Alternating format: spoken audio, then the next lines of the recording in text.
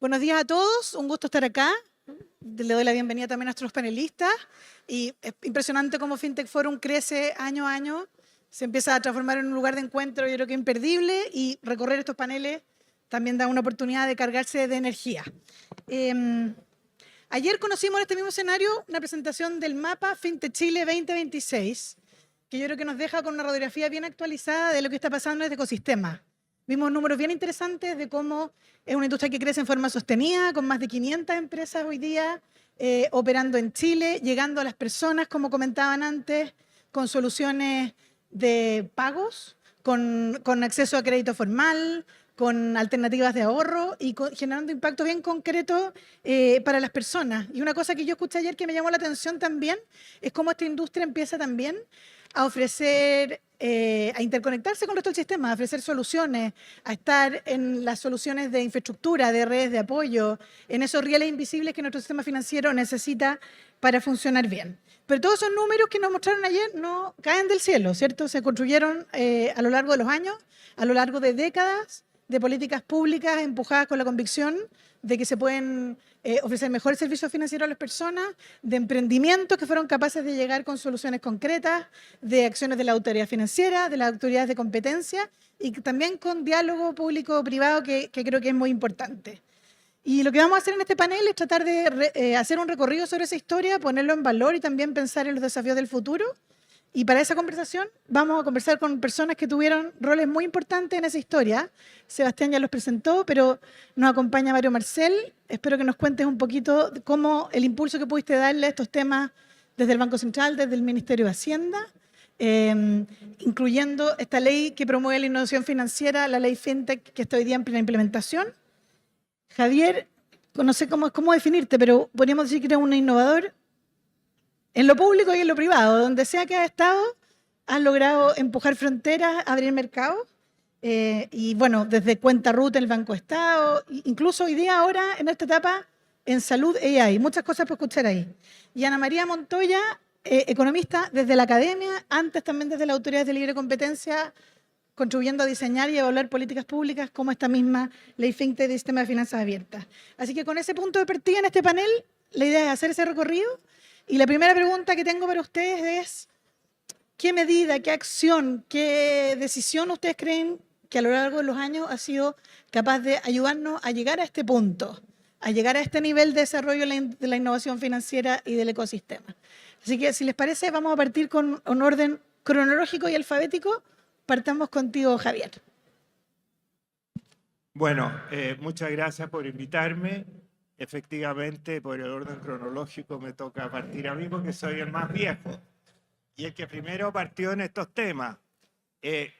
Un poco de historia, porque ahora todos ven las tarjetas, ven los pagos instantáneos, ven todo eso, pero a fines de los 80, o sea, hasta a fines en los 80 solo se podía comprar con efectivo o con cheque. Y a principios en los 80, un economista, empresario, Sebastián Piñera, se le ocurrió traer tarjetas Visa y Mastercard a Chile. Ya a principios de los 90 los bancos se dieron cuenta que esto era importante y por lo tanto le compraron a Sebastián Piñera su Bancard o la parte de los pagos con tarjetas Visa y Mastercard y las autoridades, las BIF en ese tiempo, el Banco Central y el Tribunal de Libre Competencia autorizaron a los bancos a formar Transbank y que Transbank se constituyera en el único actor para poder facilitar los pagos en el comercio en Chile. Ahora, no era precisamente una cooperativa. Entre los dos bancos más grandes tenía más del 50% de Transbank y de esa manera controlaban lo que pasaba en los pagos. Lo mismo pasó con Redbank, con Nexus, con la CCA. O sea, todos los bancos se pusieron de acuerdo para en conjunto hacer estas cosas nuevas. Claro, para tener menos riesgo, pero en la práctica significó impedir que haya competencia. Bueno, el tiempo fue pasando, tal como decía Rosario, a mí me tocó ser presidente del Banco Estado y ahí impulsé la cuenta RUT, la caja vecina, como dos medidas que para mí eran obvias porque había una parte importante del país que estaba al margen del sistema de pago. Usaban la cuenta de ahorro del Banco Estado, que era muy engorrosa para mandarse plata de un lado para otro. Bueno, todos sabemos que eso ayudó bastante. Después, lo que pasó, porque esto es un camino largo de muchas peleas, porque los bancos decían que el sistema de Transbank era el que daba seguridad, que funcionaba muy bien. Ahora, lo único raro es que Chile era el único país en que funcionaba ese monopolio. El resto tenía el sistema de cuatro partes en que competían distintas redes por atender a los comercios. Pero no sé por qué en Chile los bancos y sobre todo las autoridades lo aceptaron por tantos años. Yo formé una empresa el año 2007 partí con la idea de hacer una red en todo Chile y también competirle a Transbank. A mí me parecía obvio que todas las autoridades iban a encontrar buena idea, pero no fue así. Los bancos tenían mucho poder y Transbank fue duro de matar. ¿Ah? Entonces, finalmente, Mastercard nos dio la licencia adquirente, porque antes Visa y Mastercard le daban la licencia para adquirir solo a bancos. ¿Ah? Entonces, el primero que dio el paso fue Mastercard. Visa no quería.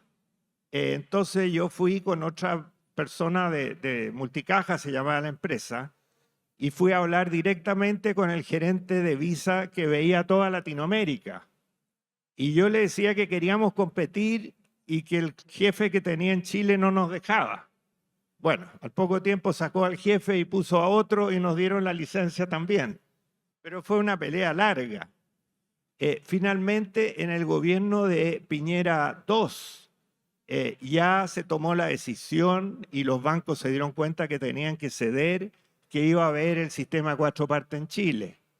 El Tribunal de Libre Competencia que había autorizado al monopolio. Entonces yo no podía, como gerente de Multicaja, no podía demandar a Transbank ante el Tribunal de Libre Competencia si el propio tribunal había autorizado el monopolio. Bueno, el Tribunal de Libre Competencia finalmente vio la luz y cambió su dictamen y dijo que no era contrario a la libre competencia el sistema de Transbank. Pero fue largo que cambiaran eso.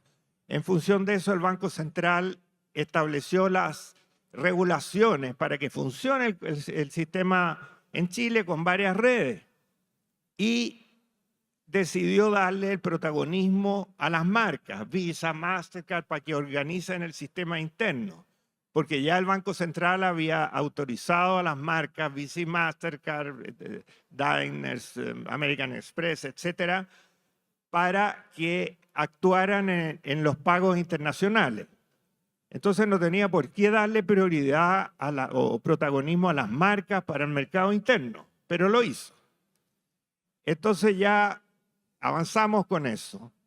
Después vino el problema que las marcas fijaban, porque para que hayan varias redes, las marcas fijan tasas de intercambio.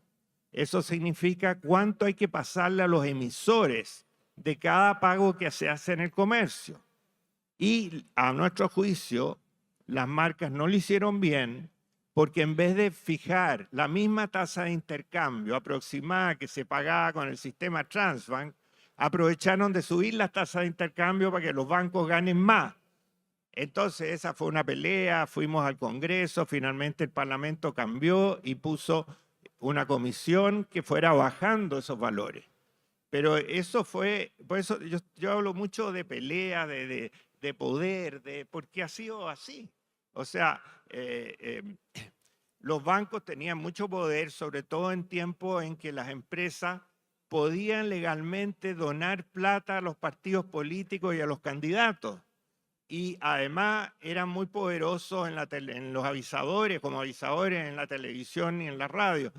Entonces, les costaba difundir a los medios de comunicación cosas contrarias a lo que hacía Transfer y lo que hacían los bancos. Bueno, el tiempo fue pasando y finalmente se estableció el sistema de 4 partes, se establecieron las regulaciones y ahí, bueno, el que había peleado todo ese tiempo era Multicaja por entrar, después le cambió el nombre a CLAP y quería entrar y por fin vamos a entrar, estábamos felices y nos dimos cuenta que uno de los principales protagonistas del monopolio, el Banco Santander, oh sorpresa, crea una competencia de Transbank que es Getnet. Entonces, bueno, cambió el escenario, empezaron a aparecer otros actores y hoy día, no sé, hay como Eso 10, te iba a 12 comentar, Javier, empresas que que compiten en la adquirencia. Eso es muy importante porque eso abrió la cancha. Y ahí ayudaron mucho la CMF y el Banco Central, porque también ellos se daban cuenta que había que abrir la cancha, que ahí iba a haber la innovación. Y por otro lado, siempre se preocuparon de que no se interrumpa la cadena de pago, porque esto no es un mercado cualquiera. Entonces, yo creo que Chile, aunque tarde, lo ha hecho bastante bien.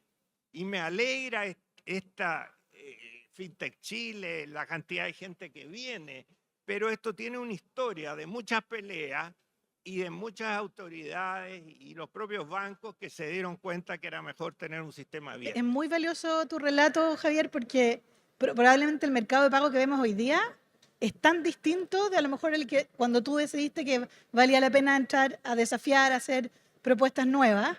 Y en tu relato también pones en valor el rol que cumplieron las autoridades de competencia, las mismas autoridades financieras, como el Banco Central, la CMF van ajustando la regulación, habilitando precisamente la entrada de nuevos actores. Fue una síntesis de varias décadas en 2 minutos, así que te lo agradezco mucho. Mario, cuéntanos tu visión. Bueno, te tocó empujar esta agenda de pagos digitales desde el Banco Central, después desde el Ministerio de Hacienda, seguir empujando iniciativas como de promoción de innovación financiera. ¿Qué te parece que valdría la pena comentarle acá a la audiencia de decisiones que tú crees que fueron pivotales? Y muchas gracias, Rosario. Muchas gracias a FinTech Chile por la invitación a participar. Muy buenos días a todas y a todos. En estos días y durante ya bastante tiempo, casi años, venimos discutiendo sobre cómo hacer crecer más a la economía chilena. Y los economistas, ¿cierto?, cuando hacen sus análisis dicen, no, aquí el problema es que la productividad que crecía, ¿cierto?, de manera dinámica años atrás ha estado durante mucho tiempo estancada. No tanto los últimos 2 años que volvió a crecer, pero eso es lo que, ¿cierto?, discutimos. Pero productividad, tal como la miden los economistas, es una caja negra. Es todo lo que no está explicado por la inversión y por el aumento del empleo. Y por lo tanto no es fácil deducir de ahí qué es lo que tiene que ocurrir en una economía para crecer. Para aumentar la productividad, en primer lugar, es importante que se vaya adecuando la estructura productiva de los países. Los países no crecen linealmente. Los países se desarrollan sobre la base de transformarse en el tiempo. Las economías se van transformando y van encontrando nuevas áreas de liderazgo. En segundo lugar, también como en términos de productividad, se requiere que las empresas que son productivas puedan crecer. Y en tercer lugar, se requiere un sistema financiero funcional, eficiente, innovador y que sea capaz de gestionar el riesgo. Esas son 3 cosas que uno le puede dar mayor concretitud a esta noción de productividad. Y en las 3 tenemos desafíos, en las 3 tenemos problemas. El desarrollo de nuevas industrias muchas veces se encuentra con que hay limitaciones regulatorias, fallas de mercado, etc. El crecimiento de las empresas más productivas, se encuentra con que en Chile, por diversas vías, hemos ido creando una serie de mecanismos que diferencian las empresas pequeñas de las grandes, y crecer involucra un impuesto, involucra pasar de ser empresa pequeña a empresa grande. Y en tercer lugar, el sistema financiero. El sistema financiero podemos decir simplemente, puedo dar simplemente el dato, en los últimos 4 años, han sido el periodo más largo de estancamiento del crédito en la economía chilena. Y en esos 4 años son los 4 años de mayores utilidades de la banca en mucho tiempo. Por lo tanto, algo no está funcionando bien, algo se necesita cambiar. Y entonces esta industria fintech, se encuentra en la encrucijada de todos estos caminos. El desarrollo de nuevas industrias, de la industria de la economía digital, es una de las áreas más promisorias para la economía chilena que está mostrando cambios importantes. En términos de ayudar a las empresas, permitirles crecer, también es muy importante, ¿cierto?, los servicios que puede prestar esta industria. Y en términos de la banca, o en términos del crédito, o los servicios financieros, incorporar más competencia en el sistema. De eso es lo que estamos hablando. Esto, por supuesto, hace unos años atrás no era evidente. Yo creo que fue el año 2017, fui a visitar el Cambridge Center for Alternative Finance, era presidente del Banco Central en aquella época, y ahí se hacía una compilación de estadísticas de lo que está pasando con la industria fintech en el mundo, y me di cuenta que la industria fintech chilena estaba creciendo mucho más rápido de lo que uno se habría imaginado. En aquel momento, parte importante tenía que ver con crowdfunding, estaba muy centrado en crowdfunding, pero claramente era un área en la cual teníamos un dinamismo importante. Así que de vuelta en Chile empezamos a preguntar, a conversar con la industria, organizamos un primer seminario como Banco Central. Mucha gente se sorprendió que un Banco Central, que normalmente uno supone que es conservador, ¿cierto?, incursionar en un área tan innovadora como esta, pero fue una muy buena instancia, porque en esa instancia se manifestó muy claramente que esta era una industria que pedía regulación, que pedía una regulación que fuera funcional, que no fuera derivada de otras cosas, que no dependiera de la interpretación de normas hechas para otro propósito y aplicarse a esta industria. Y fue este sector el principal dinamizador, el principal impulsor de la idea de la ley FinTech. Por aquel entonces, ¿cierto?, el referente que había era la ley que se estaba discutiendo en México, todavía no se aprobaba en aquel entonces, pero era un proyecto muy innovador en aquella época. Y sobre esa base, entre gobierno y Banco Central, generamos el proyecto de ley FinTech, que se ingresó en el gobierno del presidente Piñera, se aprobó en el gobierno del presidente Boric, comenzó a implementarse durante ese periodo y ahora le va a tocar al gobierno del presidente Kast continuar con esa implementación, particularmente en el sistema de finanzas abiertas. Creo que esa legislación es una legislación muy de vanguardia, no solamente por referirse a esta industria, sino por varias razones. Primero, por generar un marco regulatorio capaz de adecuarse a las innovaciones de la industria. Si uno lee la ley FinTech, ¿cierto?, hay muchos temas en los cuales le entrega facultades a la CMF para ir adecuando normativa, para ir recogiendo cambios que se producen en la industria. Eso es muy importante porque, ¿cierto?, cuando hablamos de FinTech es difícil pensar en algo estático que queda reflejado en una pieza de legislación en un momento del tiempo. En segundo lugar, porque la ley FinTech plantea una gestión de riesgo proporcional al tamaño de operaciones de las empresas. Y eso, por supuesto, que es fundamental para que las empresas, los emprendedores, las startups puedan irse desarrollando en el tiempo, que no tengan que hacerse cargo de inmediato de un peso regulatorio que está hecho para empresas que funcionan a otra escala. En tercer lugar, yo diría el sandbox. Fue una innovación total en Chile. Antes de eso, conociendo esto lo que se promovía en otras partes del mundo, nosotros nunca habíamos tenido una experiencia de ese tipo. El sandbox también fue una innovación importante. La relación con el sistema de pagos, que lo mencionaba Javier, ¿cierto?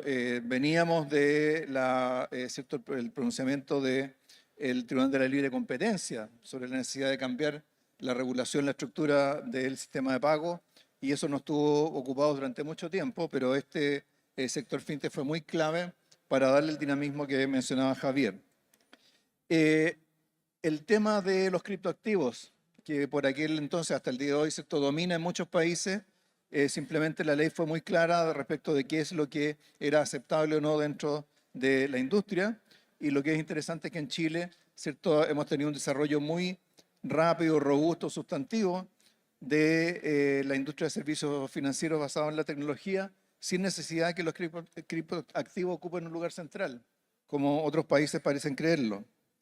Y por último, la portabilidad financiera o las finanzas abiertas, ¿cierto? Y ahí todavía tenemos un desafío, por supuesto, ¿ah? Y sabemos que en estos días hemos tenido harta discusión al respecto, pero desde mi punto de vista la portabilidad financiera es central dentro de esta legislación y es fundamental que pueda entrar a operar lo antes posible, porque necesitamos más competencia y necesitamos más competencia con una visión más desagregada de los servicios financieros. En que los servicios financieros no nos lleguen como un paquete, sino que como algo que sea capaz de adecuarse a las necesidades de cada uno. Y eso es clave porque uno de los grandes problemas que tienen los sistemas financieros en el mundo, y muchas veces la causa de las crisis, es cuando por la vía de promover paquetes completos de servicios, las personas terminan sobreendeudándose y no son capaces de cumplir después con sus obligaciones. Entonces creo que hay todos esos elementos interesantes. Está esto en pleno desarrollo, pero creo que es una gran ventaja tener un marco regulatorio de estas características generado o motivado de la propia industria y al cual podamos ser capaces de irlo adecuando a su desarrollo en los años futuros. Mario, es importante recordar por qué es importante tener un marco regulatorio idóneo. Por repente se puede pensar que es simplemente un costo y la verdad es que tener reglas claras, reglas que ayudan a mitigar los riesgos que existen, reglas al final que den confianza y que permitan incorporar todos estos modelos de negocios que ya existían, ¿cierto?, a un sistema financiero que siga siendo robusto. Pasemos contigo, Ana María. Sería interesante contar con tu perspectiva desde la evolución de estas décadas que hemos tratado de resumir, cómo tú crees que ha ido cambiando el diálogo de la competencia, la regulación, la innovación, y tal vez preguntarte por qué o cómo ves tú el rol del acceso a los datos que comentaba Mario, el acceso a la infraestructura como un elemento relevante para seguir empujando la innovación financiera. Súper.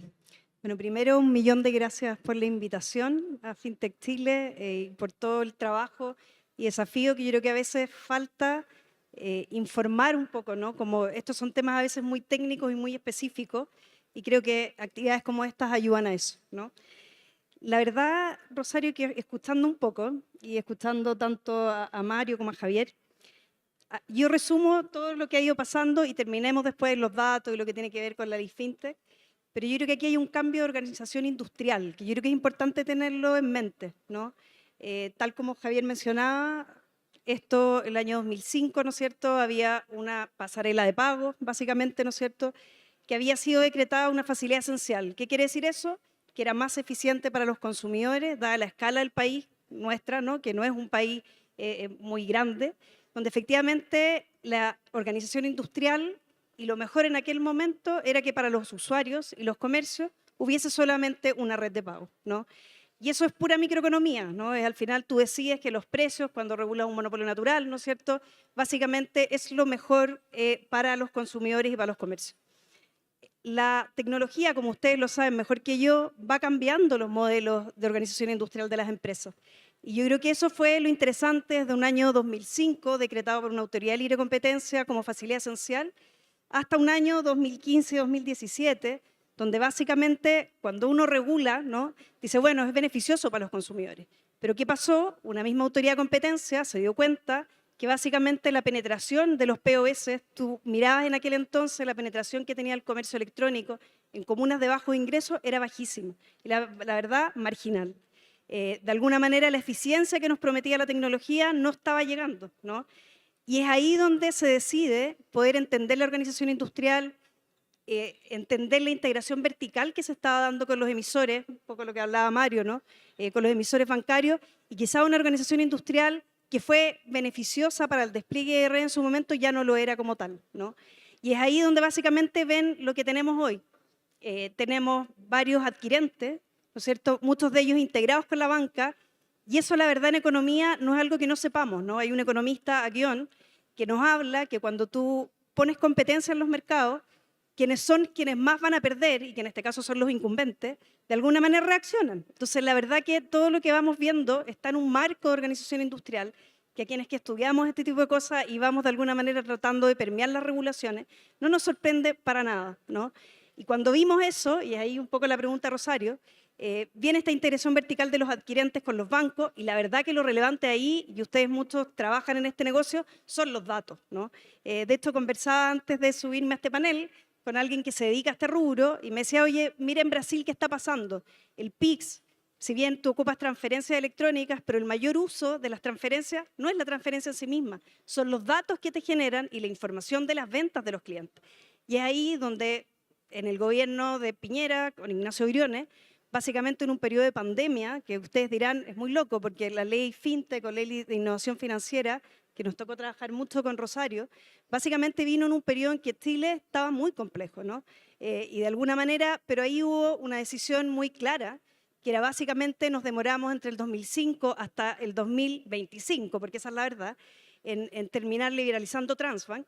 ¿Qué vamos a hacer? No podemos perder los mismos años de puras judicializaciones, porque uno mira, la verdad era eso, ¿no? Porque lo que dice Javier, nos demoramos mucho, y nos demoramos mucho porque algo que se llevó una cancha de tribunales, que en términos económicos es lo más distorsionador y una cantidad de costos en transacciones que muchos de ustedes vivieron, ¿no? Y que no tiene ni un sentido.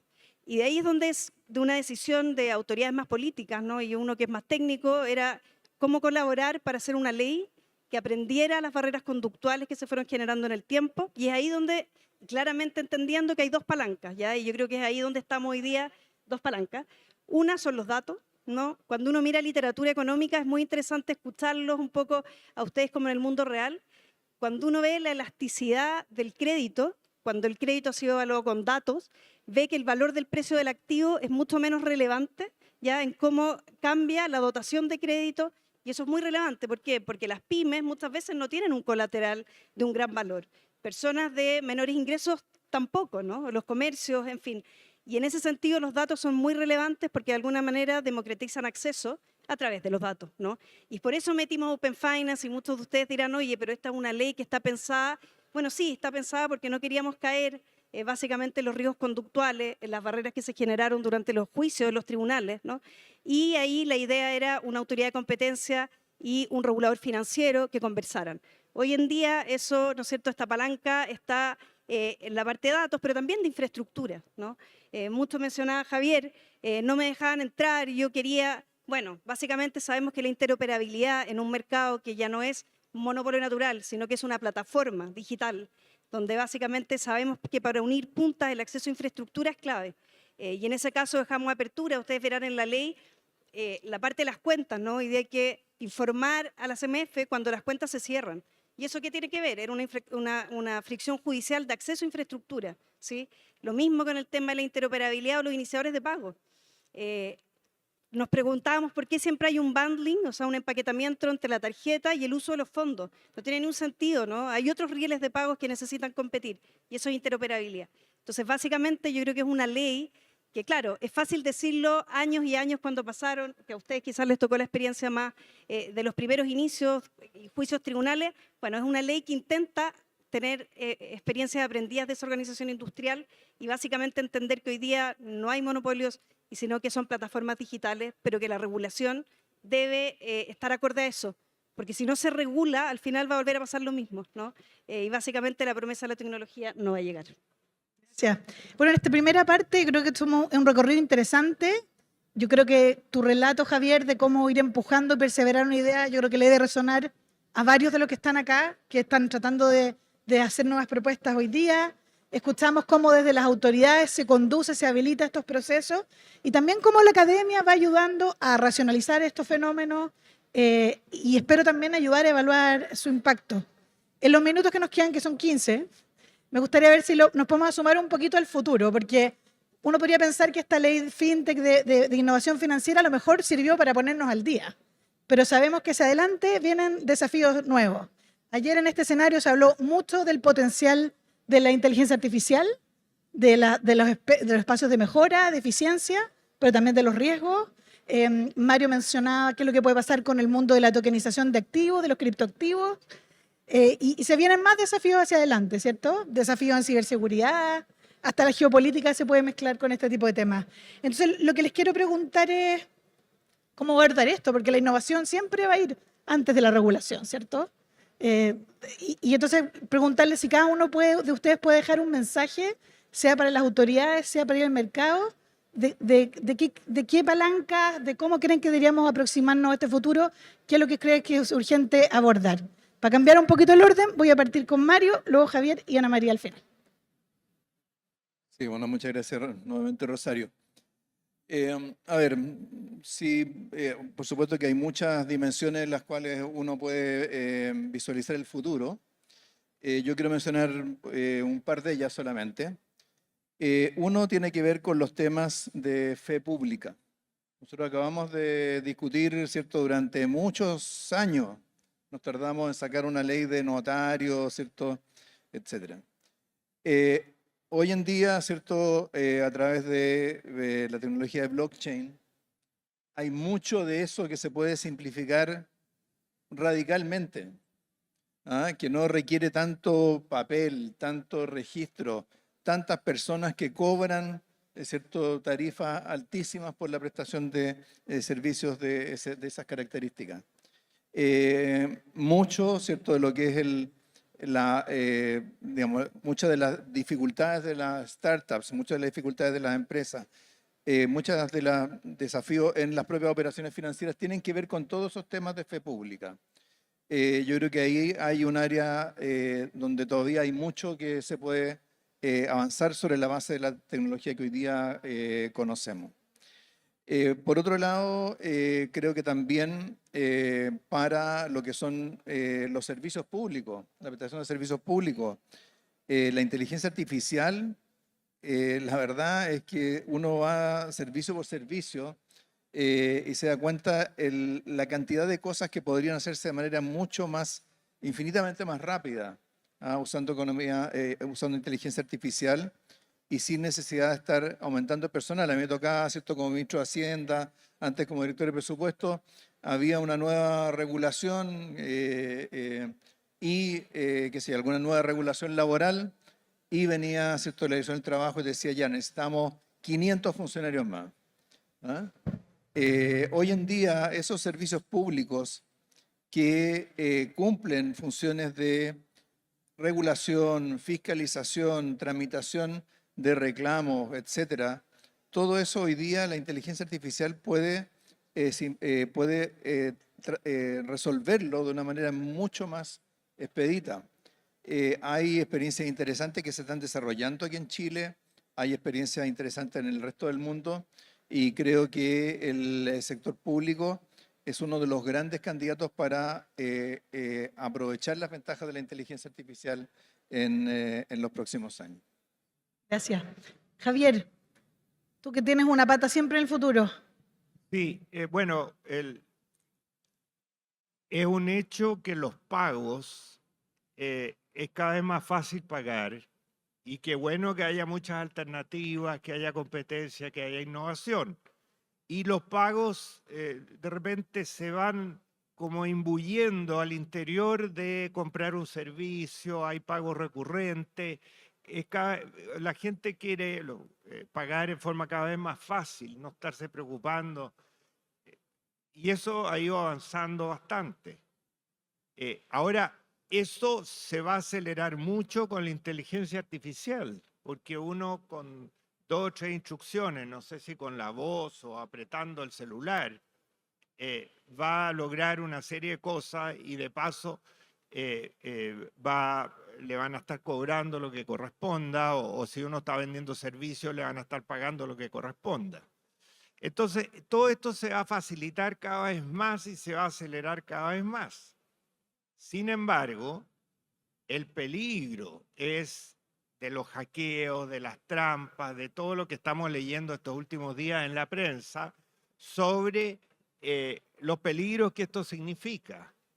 Entonces, ahí vamos a estar muy expuestos al peligro que eso significa, pero por otro lado, vamos a tener la gran facilidad de hacer muchas cosas casi sin preocuparnos. ¿Ya? Va a haber un cambio. Yo no sé si el celular, que hoy día es clave, no sé si va a seguir existiendo el mismo aparato, o a lo mejor van a ser aparatos mucho más simples que uno le da instrucciones y hacen todo. Pero ahí, ¿cómo va a ser en 10 años más? Esto yo creo que la gente no lo sabe. Y hay muchos peligros y muchas oportunidades. Eso es como estoy viendo el tema. Y desde la perspectiva de los reguladores, yo creo que va a ser necesario tal vez seguir regulando de una manera distinta. Mario se refería a los sandbox regulatorios, o el Banco Central tiene un centro de innovación, un hub tecnológico, maneras de acercarse, porque ¿cómo uno se mantiene al día de lo que está pasando en el mercado? No, Claro, no funciona de los otra manera. primeros que tienen que tomar la inteligencia artificial son los reguladores y tienen que usar la inteligencia artificial para regular. Y además tienen que ver qué inteligencia artificial están usando los distintos bancos y emisores. O sea, tienen que hacerse cargo del problema. Ana María, ¿algún mensaje para el futuro? Sí, yo la verdad creo que el futuro tenemos corto, mediano y largo, ¿no? Todo es urgente, creo yo. Y lo primero para mí es como coordinación entre autoridades, ¿no? Vimos que efectivamente la norma del sistema de finanzas abiertas pasó hoy día a revisión de la Fiscalía Nacional Económica, no va a la DI porque lo dejamos en la ley, y de alguna manera la idea es que los incentivos, todo lo que hemos aprendido estos años, ojalá en esa norma queden bien claros. Y yo creo porque una norma, la verdad que no hace la competencia. Si la norma se interpreta mal, de alguna manera vamos a quedar, no quizás igual, pero la verdad con un rezago en el tiempo, que es lo que vivimos muchos años y no es lo que queremos, ¿no? Entonces eso creo que es como de largo plazo, pero corto. Y a su vez, tengo como 3 puntos que me interesaría destacar. Uno, la competencia entre rieles. Sistema de finanzas abierta, lo que estamos intentando, hoy día están reguladas las tasas de intercambio porque no hay más rieles que las marcas, ¿no? Y sabemos que ahí hay un poder de mercado que efectivamente merece una regulación. Si uno, así como lo hicieron países más aventurados, como es Brasil, que sacaron un sistema que es centralizado al Banco Central, uno esperaría que acá hubieran rieles de pagos paralelos, que fueran interoperables, ¿no? Y ahí yo creo que hay una visión de futuro, tanto de los reguladores, pero también de los actores. Y bueno, evidentemente como quieren las normas. Y yo la regulación de AI como que quiero aterrizarlo un poco, ¿no? Sabemos que inteligencia artificial, uno lo ve hoy día, los datos que generan los adquirentes, por ejemplo, generan mejores scoring, los robo-advisor para asesorar a las empresas, a las mismas personas, es algo muy bueno, el potencial del fraude. Pero lo que no estamos viendo quizás es que quien te da el algoritmo de AI, básicamente en Europa se le llama como el poder del cómputo, ¿no? Que es quien tiene todos esos datos, son los mismos prestadores de servicios que tienen los datos de todo el sistema financiero. Y ahí en Europa se han tomado decisiones como de gatekeeper, que básicamente tú no puedes ocupar esos datos, y así como hablábamos de un Transbank, ¿no? Acá son empresas de inteligencia artificial que pueden llegar a tener un poder que nosotros no nos imaginamos. Y yo creo que eso hay alguien que tiene que estar mirándolo. Y no sé si se está mirando con esos ojos hoy día en Chile, ¿no? Que es como pasamos de rieles, pero aquí va a haber un poder del cómputo. Y eso no veo que haya algo que esté mirándolo con unos ojos muy certeros. Y lo otro es en las redes de pagos también, ¿no? Si creamos rieles, nosotros incentivamos mucho que existieran estos emisores no bancarios, ¿no? Básicamente está el desafío de las Big Tech, donde si bien, ¿no es cierto?, aquí tenemos sistema de finanzas abierta, pero sabemos que para generar un buen scoring, por ejemplo, hay datos de ventas que solo puede tener un agente que está cerrado en un closed loop. Y si nosotros efectivamente no generamos las regulaciones apropiadas para que de alguna manera terminemos desde un Transbank a un closed loop de una Big Tech, básicamente los riesgos de monopolización del crédito pueden ser iguales, ¿no? Y yo creo que ahí es alguien que tiene que estar pensando en la organización industrial con una visión dinámica de futuro. Tenemos a Estados Unidos con una visión, Europa con otra, y básicamente, pero hay alguien que tiene que estar mirando eso, si no las cosas nos van a pillar, como nos pilló el desafío de los medios digitales, con muchos años de judicialización. Así que eso. Bueno, hemos recorrido décadas en 40 minutos. Yo creo que nos felicito por la eficiencia. Me quedo como con 3 ideas. Salen conceptos nuevos todo el rato acá, ¿eh? Interoperabilidad, interconexión, innovación también desde el Estado. Pero me quedo con 3 ideas. Una, que la innovación financiera tiene que ser una política de Estado sostenida. O sea, todos los ejemplos que se pusieron acá, desde la cuenta RUT, el modelo de 4 partes, la ley FinTech, el sistema de finanzas abiertas, han requerido una visión estratégica larga, sostenida, una mirada de objetivo que pasa por distintos ciclos, pasa por distintos cambios de autoridades, y si uno tiene el objetivo claro, vamos a seguir avanzando. Lo segundo, el rol de los datos. A lo mejor antes pensábamos que Los servicios financieros estaban centrados en los puntos de atención, cuántas sucursales. Creo que la infraestructura pública que se esté construyendo ahora, de cómo dar acceso fluido, seguro a esos datos, que las personas puedan confiar y querer usar este sistema de finanzas abiertas, al final puede ser uno de los cambios más relevantes al futuro para el objetivo que estamos buscando, ¿cierto? Mejores servicios para las personas. Como decía la presidenta del Senado ayer, la innovación solo tiene sentido si beneficia a las personas. Y por último, lo recordaba Mario, tenemos aquí condiciones base bastante sólidas. Tenemos un sistema financiero sólido, tenemos conectividad digital, que es un punto interesante, tenemos un grado de inclusión financiera que si uno se compara con el resto de religiones es bastante sólido, y entonces la pregunta es cómo logramos seguir escalando, ¿cierto? ¿Cómo logramos que esta industria siga logrando acceder a financiamiento, llegar cada día a más personas? Así que vamos a estar atentos a los pasos que siguen. Hoy día recorrimos un pedazo de la historia se sigue construyendo y me imagino que en el panel que viene nos van a seguir contando cómo sigue. Así que un millón de gracias a ustedes, un aplauso para nuestros panelistas.